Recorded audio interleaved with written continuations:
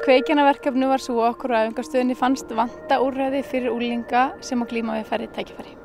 Ævintýrameðferð byggir að miklu leyti á reynslunámi og því að upplifa það sem þú ert að taka þátt í. Vera að gera hluti sem þú hefur ekki gert áður og fara út fyrir þægindarammann.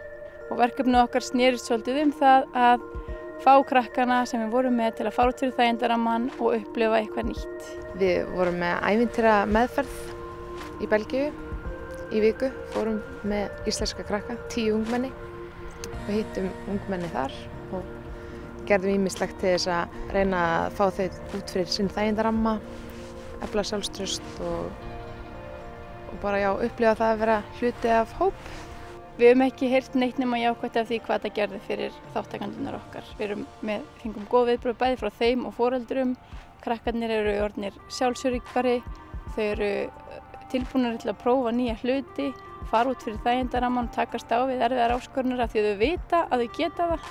Ég myndi hiklaust mæla með aðra myndi sækja svona styrki og sérstaklega fólk sem vinnur með unglingum af því það vantar bara óbúslega mikið tækifæri fyrir unglinga til að prófa sig áfram og vera hluti af hóp. Þetta krefjandi og þetta var erfið vinna en þegar ég horfi tilbaka þá myndi ég ekki breyta neinu.